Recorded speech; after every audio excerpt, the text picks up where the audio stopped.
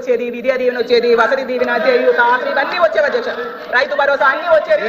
ఇప్పుడైతే కూటమి దగా అనే పాలసీ మాత్రం వస్తూ ఉంది అధ్యక్ష, అంతకంటే ఇంకేం రావట్లేదు అధ్యక్ష. చివరిగా అధ్యక్ష 9 నెలల్లో తీసుకుంటే గతంలో శరవేగంగా జరుగుతున్న మెడికల్ కాలేజీల నిర్మాణం ఆగిపోయింది అధ్యక్ష.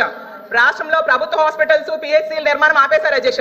ప్రభుత్వ పాఠశాలలు అభివృద్ధి పనులు ఆగిపోయి అధ్యక్ష. రైతు భరోసా కేంద్రాలు నిర్వీర్యమైపోయి అధ్యక్ష. సచివాలయ వ్యవస్థలు కూడా నిర్వీర్యమైపోయి ఉద్యోగులను కూడా కుదించేశారు అధ్యక్ష.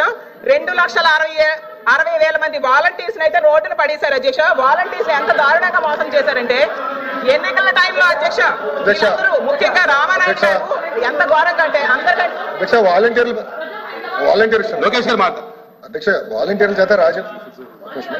వాలంటీర్ల చేత వాళ్ళే రాజీనామా చేయించారు, అంతా రాజీనామాలు చేయించారు.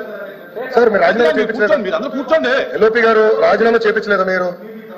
ఒక్క నిమిషం సార్, మీరు తప్పుడు సత్య దూరం మాటలు మాడి లైవ్ లో మేము చెప్పేస్తాము, తర్వాత మేము వాకౌట్ చేస్తాము అని చెప్పి మీరు వెళ్ళిపోతారు. నాకు తెలుసు వెళ్ళరా, మీరు వాకౌట్ ఉంటే నేను ఉంటారా?